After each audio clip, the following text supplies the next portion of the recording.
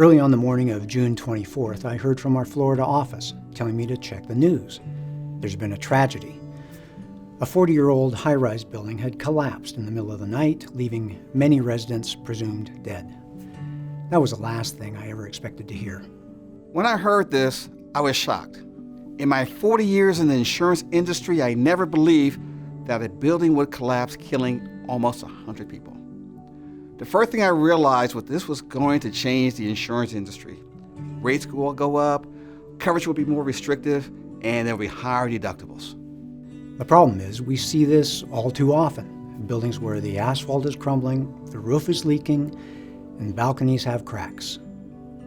That's right, deferred maintenance is the number one concern for insurance carriers today. We're at a point now where insurance companies will demand buildings be maintained to a higher standard just to make them insured. I believe a reserve study is the solution for the insurance companies because it sets a minimum requirement to be insured. A reserve study is the answer because it's the roadmap to the future. It gives boards a plan to know what projects to do and when. Without a reserve study, the board has no idea how to maintain their building. We believe that having a reserve study is so important that Kevin and I are offering incentives for boards to start doing the right thing now. Just go to our website for the details and get your reserve study done now.